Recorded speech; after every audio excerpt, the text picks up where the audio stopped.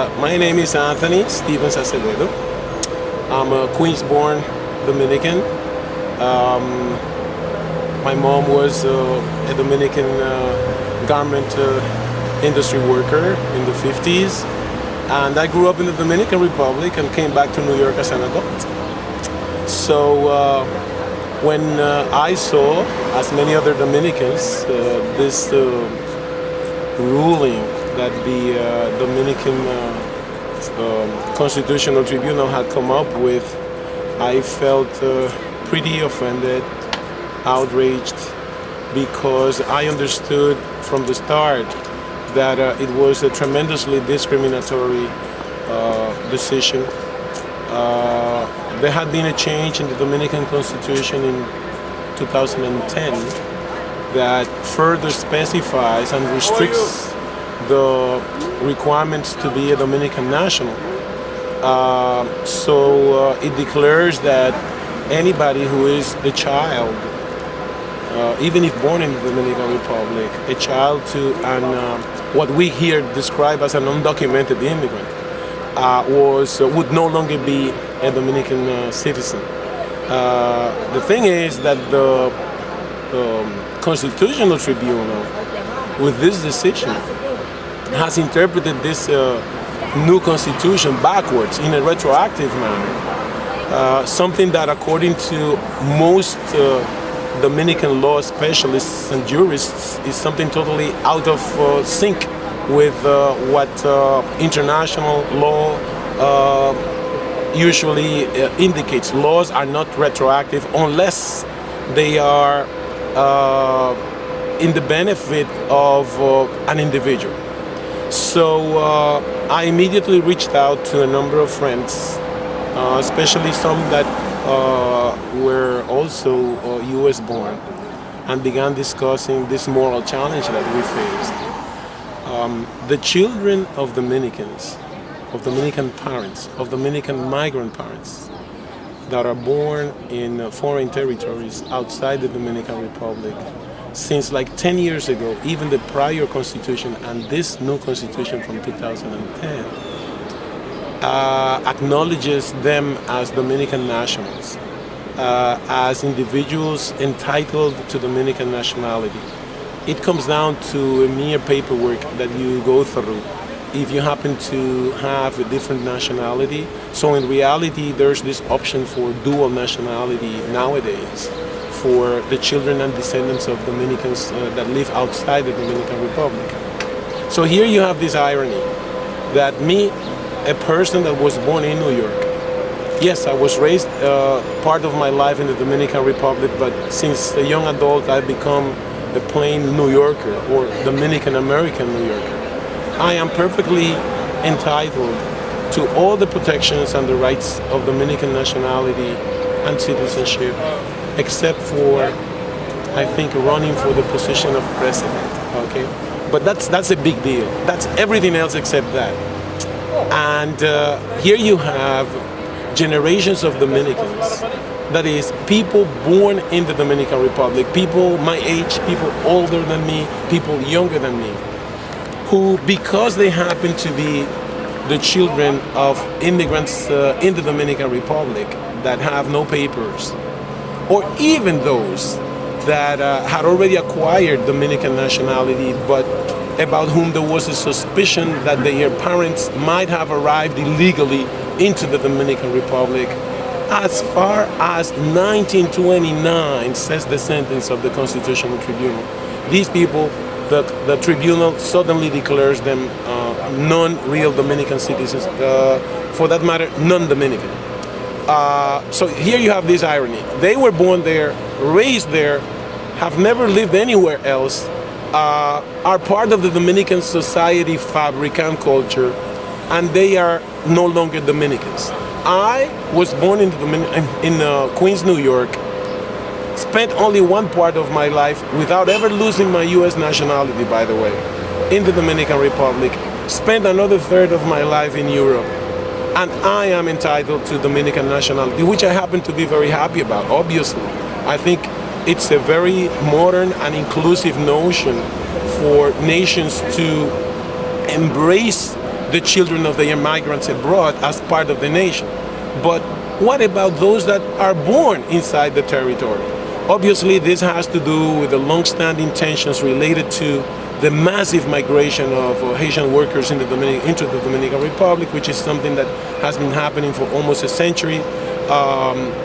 In many ways stimulated and actually induced by the Dominican state and the Dominican private sector that have been used in the Haitian labor force for their own businesses. But that has generated an entire generation of Dominican-born descendants of Haitians who never had a decision in terms of their destiny as to being born in the Dominican Republic.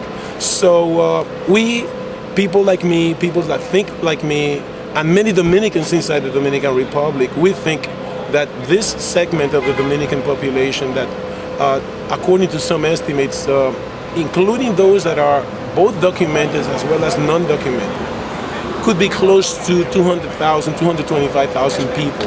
That's a quarter of a million persons, human beings. So now the court, not the court, the electoral board in the Dominican Republic, who has been ordered by this sentence to review all the ID cards and the legal status of anybody who is suspect of being the child of a foreign immigrant, is saying that it's only 13,000 individuals, as opposed as the big amount that was initially thought of, that are in a questionable situation. But that's only those Dominicans that somehow, or persons that somehow registered, but it's known that there's tens of thousands of other children of immigrants in the Dominican Republic that have no paper or almost no papers. So our protest, our demand is for the Dominican government, especially the executive branch and the legislative branch, because they are arguing that there's nothing that can be done about the Constitutional Tribunal because it happens to be a high court. Still, the Dominican Republic is tied through a number of international agreements protecting human rights to notions that do acknowledge the right to the protection of the state by any human being that is born within a given territory. So some of us are saying, well, here the executive branch as well as the legislative could look for ways of modifying the spelling of the current legislation, maybe modify the Constitution itself, so that while they do not say disrespect the court, they can still impose a new criterion in terms of how the nationality is defined and measured. And if that doesn't work, we are saying, well, then there's the highest level of international courts. Both the Dominican executive or legislative, especially the executive, could knock the door of international courts to issue a ruling. Actually, there's already a ruling by the Inter-American Court of Human Rights that has indicated, I think since 2009, that individuals, that children that are born in a place do not inherit the alleged illegality of their parents in terms of being undocumented individuals. So there's that higher court, international court, that has already said that. And we are saying there are several ways in which the situation of these tens of thousands of Dominicans of Haitian descent and foreign parents could be solved if there's the political will in the executive and the legislative. And as citizens, we know that usually governments don't listen to citizens unless they do some noise. So that's what we're trying to contribute, our little grain from here, in support of not only Dominicans of Haitian descent or Dominicans of foreign parents in general, but especially the large numbers of Dominican activists that are already defending the rights of Dominicans of Haitian descent in the Dominican Republic. They have been subjected to some threats already publicly, and we are doing this march to say, guys, you are not alone. You know, those of us that are part of the Dominican nation abroad, we are in support of those that are Dominicans inside the Dominican Republic. How likely is it that there could be like a support for a referendum of the ruling? or is that not feasible? I think that's perfectly feasible because the legislative branch is elected by the people and is sovereign, is the highest representation of the Dominican people. So if, let me put it this way, if many of the current Dominican legislators that form the House and the Senate in the Dominican Republic were so swift a few years ago, and they did this twice, when their respective political parties were in power, and they felt that the president of the government then that belonged to their party deserved to be re-elected, they modified the Dominican Constitution in a matter of weeks and maybe days to allow re-election as a legal procedure.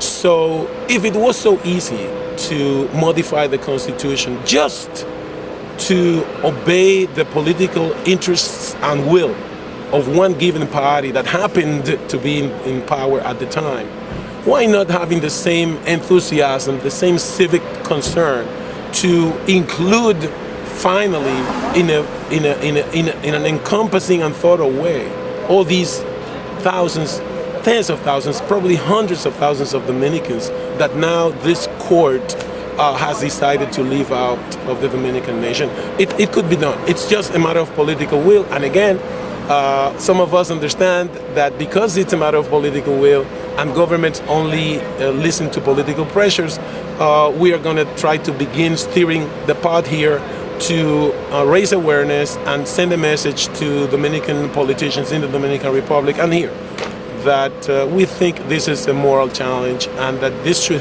have not happened, and hopefully it will never happen again. Not only the Dominican Republic, anywhere. Human beings are entitled to the protection of the state where they are born and raised.